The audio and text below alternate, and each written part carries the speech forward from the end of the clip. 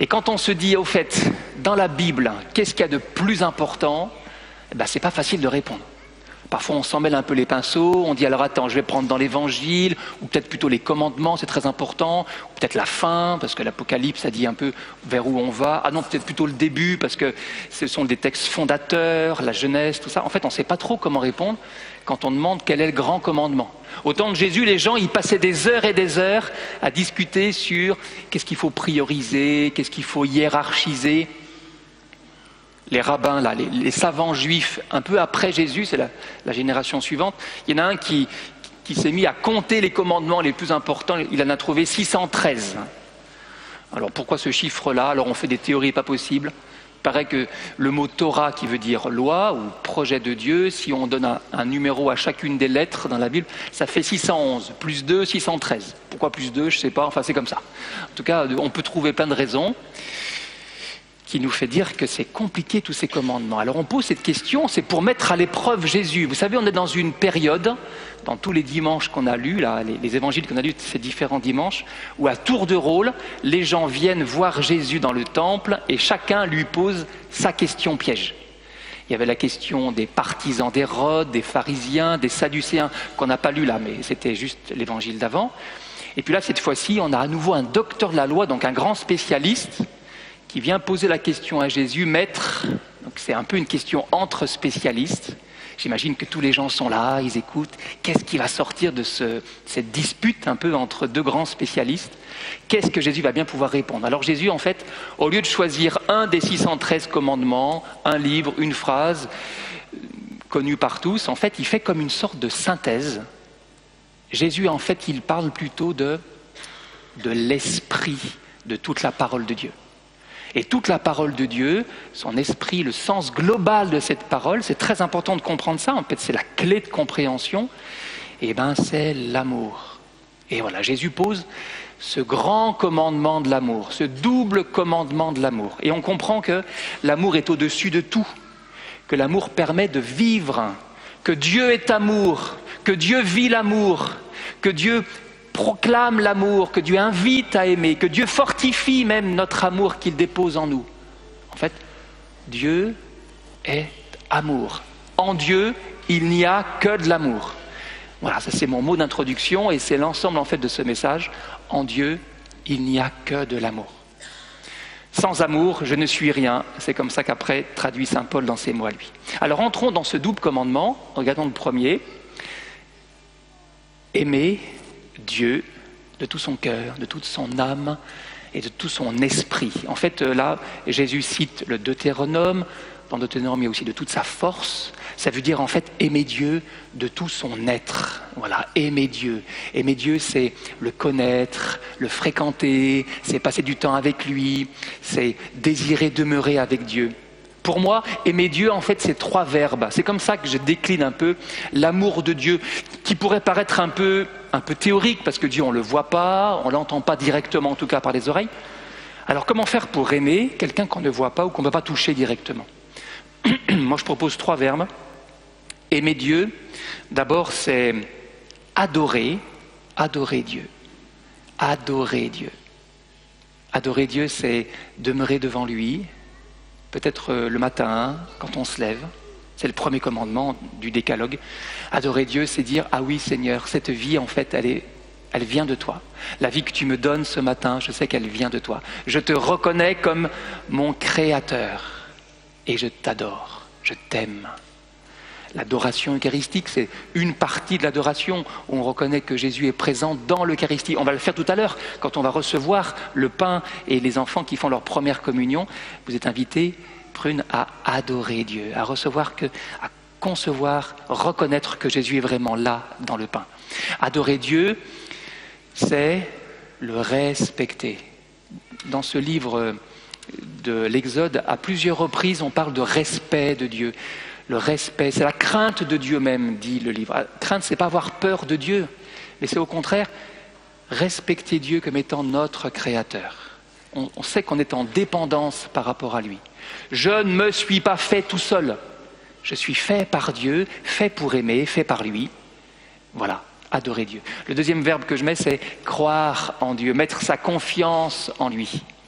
Croire en Dieu, c'est dire, ah oui Seigneur, je sais que tu m'aimes, je sais que tu as une force en toi, une puissance de vie, tu as une volonté qui peut s'appliquer pour moi et je me mets dedans. Ça veut dire que je te suis, je te fais confiance. Je sais que tu sais ce qui est bon pour moi. Et j'écoute ça, je me mets vraiment en conformité avec toi. Croire en Dieu, croire en Dieu. Et puis le troisième verbe, adorer, croire, moi j'aime bien dire écouter Dieu. Mais écouter au sens actif d'écouter. Aimer Dieu, c'est vraiment l'écouter. L'écouter, vous savez, le mot obéir a une racine audire qui veut dire en fait écouter. Donc écouter au sens de mettre en pratique ce qui est dit. Ah oui Seigneur, j'entends ta parole, et bien en fait je vais la faire. Cette parole, je vais la mettre en acte concrètement parce que je sais qu'elle est bonne pour moi. Je t'aime, Dieu, quand je mets en pratique ta parole. Jésus le dit très clairement, si vous m'aimez, vous garderez mes commandements. Voilà, il y a un lien très fort entre aimer Dieu et mettre en pratique ses commandements. Alors voilà, Dieu nous propose de l'aimer de tout notre être, notre personne entière. On peut dire corps, âme, esprit. Dans l'Évangile, il y a le cœur, l'âme et l'esprit. Une manière de dire que c'est toute notre personne qui est invitée vraiment à aimer Jésus, à aimer Dieu. Alors Jésus après développe un deuxième commandement et il dit qu'il est semblable au premier. Donc vraiment c'est intimement lié. Et après l'amour de Dieu, il nous invite à aimer son prochain. Aimer son prochain. Ce sont deux commandements qui marchent vraiment ensemble. Et ce n'est pas nouveau que Jésus lie, qu'on voit lier les deux commandements de Dieu et de l'amour. Vous savez, les 10 commandements, quand on parle de commandements, on pense aux 10 commandements, les 10 paroles de vie. Il y en a 3 qui concernent Dieu, adorer Dieu l'unique, son nom, et un jour pour le Seigneur. Et puis après, il y a 7 commandements qui parlent des autres. Alors c'est honore ton père et ta mère, on peut saluer ses parents quand ils sont là. Il y a aimer, ne pas commettre d'adultère, de vol, de meurtre, bien sûr, de pas de convoitise. Tout ça, c'est le rapport aux autres. Et en fait, dans les 10 commandements, on lie l'amour de Dieu et l'amour des autres. Et Jésus, en fait, lie aussi dans ces 2 commandements. Il dit qu'ils sont semblables, ces 2 commandements, qu'ils marchent ensemble. Aimer son prochain comme soi-même. Alors, aimer son prochain, c'est ouvrir son cœur à l'autre. Aimer son prochain, c'est sortir de soi pour aller à la rencontre de l'autre. Pape François vient d'écrire un très beau livre, Tous frères, Fratelli Tutti, comme on dit en italien, qui nous invite vraiment à vivre une vraie fraternité, un vrai amour pour les autres, et particulièrement pour ceux qui sont moins aimés dans ce monde. Il y en a qui ont particulièrement besoin d'amour et qui en reçoivent moins que les autres parce qu'ils sont étrangers, différents, immigrés, marqués par le deuil, un manque, une maladie, une solitude. C'est cela que nous avons à aimer en premier. La première lecture en a parlé. Le migrant, l'immigré, la veuve, l'orphelin, ceux avec qui on est en contrat. N'abusons pas de notre position dominante sur les autres. Au contraire, aimons vraiment les autres. L'amour du prochain, c'est cela. Et c'est sans cesse à remettre en question. Voilà. Aujourd'hui, on entend beaucoup de personnes qui souffrent autour de nous. Des personnes, notamment, je pense à ces pays où il y a des conflits et les gens doivent quitter leur maison et ils arrivent chez nous très démunis. Que faisons-nous pour les personnes qui se retrouvent près de nous et qui viennent de loin, les familles migrantes? Notre fraternité Lyon-Centre a une action toute spéciale auprès des personnes qui ont faim, qui habitent dehors ou qui viennent de loin. Nous pouvons les rejoindre, cette fraternité, pour participer à l'amour du prochain. Alors Jésus dit aimer son prochain comme soi-même. Ça veut dire qu'il nous dit qu'il y a une manière d'aimer les autres à la mesure dont on voudrait que les autres nous aiment. Jésus a une phrase très claire pour ça. À un moment, il dit « Tout ce que vous voudriez que les autres fassent pour vous, faites-le aussi pour eux, vous aussi. » Voilà ce que disent la loi et les prophètes.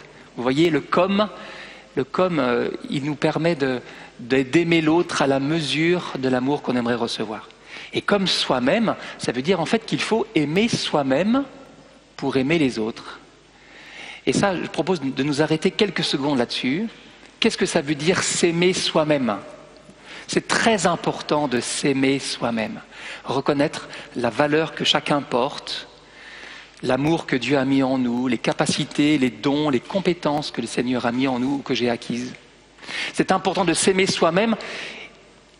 Et je souligne ce trait-là parce que peut-être que dans tous les discours qu'on peut entendre à l'Église, on insiste beaucoup sur l'amour des autres, se donner aux autres, ce qui est très beau, bien sûr, Jésus l'a dit, mais parfois jusqu'à oublier soi-même, sa propre personne.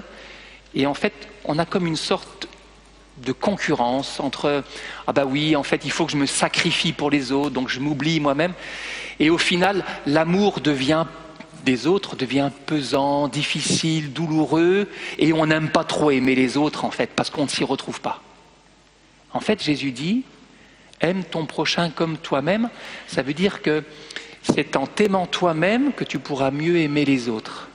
C'est en aimant les autres aussi que tu te verras aussi en capacité d'aimer, et tu aimeras en toi l'amour que tu as pour les autres. En fait, ça marche ensemble, l'amour des autres et l'amour pour soi-même. Alors comment faire pour s'aimer soi-même, si c'est si important de s'aimer soi-même? Ce n'est pas le repli sur soi égoïste qui voudrait tirer à soi la couverture pour son intérêt personnel. Non, l'amour de soi, c'est reconnaître que nous avons des besoins pour son corps, et c'est prendre soin de son appétit, de son sommeil, de son repos. L'amour de soi, en fait, c'est prendre soin de son âme, de sa culture, de ses relations, avoir des gens autour de soi qui nous aiment. C'est prendre soin de son esprit, c'est prendre le temps de nourrir son esprit par la présence de Dieu et la parole de Dieu. S'aimer soi-même, c'est reconnaître que nous avons du prix et que Dieu nous a créés aussi pour vivre, pour être aimable, aimant, aimé aussi par les autres. Voilà, nous avons besoin de nous aimer nous-mêmes pour aimer les autres. Aime ton prochain comme toi-même. Je lis maintenant les 2 commandements que j'ai nommés, aimer Dieu et aimer son prochain. En fait, ça marche ensemble et on ne peut pas les dissocier. Vous savez, à plusieurs reprises, ces dimanches, j'ai sorti une petite pièce, l'impôt à l'empereur, le denier. En fait, encore une fois, ce petit symbole-là doit nous rappeler que ces 2 faces, pile ou face, sont indissociables. On ne peut pas les couper en 2, les séparer, pile d'un côté, face de l'autre. Non, ça marche ensemble. Et comme les 2 commandements, l'amour de Dieu, l'amour du prochain, ça marche vraiment ensemble. C'est indissociable. Jésus le dit très clairement. En fait, c'est Saint Jean qui le dit. Si quelqu'un dit « j'aime Dieu » alors qu'il a de la haine contre son frère, c'est un menteur. En effet, celui qui n'aime pas son frère qu'il voit est incapable d'aimer Dieu qu'il ne voit pas. Et voilà le commandement que nous tenons de lui, celui qui aime Dieu, qu'il aime aussi son frère. On ne peut pas les séparer. Tous ici, nous sommes venus pour adorer le Seigneur. Tous ici, nous entendons l'appel très fort à aimer notre prochain, notre conjoint, notre ami, notre collègue, les gens dans la rue, les gens qu'on va rencontrer. On est invités à les aimer. Alors vous allez me dire, donc ça fait beaucoup de mots. Aimer, tout ça, aimer Dieu, aimer son frère, mais moi, en fait, j'ai pas beaucoup de moyens pour aimer. Alors la bonne nouvelle d'aujourd'hui, c'est que cet amour de Dieu, cette invitation à aimer, en fait, c'est Dieu qui nous aime le premier. Et je vais terminer par ça. Si nous sommes si fortement invités à aimer et Dieu et son prochain, c'est que Dieu nous aime le premier. Et que nous pouvons puiser en Dieu la force d'aimer le Seigneur. Dieu nous aime le premier. Encore une fois, Saint Jean le dit. Quant à nous, nous aimons parce que Dieu lui-même nous a aimés le premier. Allez lire cette première lettre de Saint Jean, chapitre 4. Dieu nous a aimés le premier. Alors nous pouvons nous laisser aimer par Dieu pour aimer ensuite à notre tour. Vraiment, l'amour, c'est une question de vase communicant. Il faut se laisser remplir d'abord. Et Dieu ne demande qu'à nous aimer, qu'à nous remplir de son amour. Il a envoyé son Fils Jésus pour ça, pour nous aimer, en donnant sa vie pour nous. L'amour de Jésus, c'est l'amour jusqu'au bout. Recevons-le. On va s'en remplir pour après déborder d'amour pour les autres et rendre l'amour à Dieu, rendre grâce au Seigneur. Voilà en fait la démarche d'aujourd'hui. Dieu nous aime de manière inconditionnelle, infinie. Laissons-nous aimer par le Seigneur.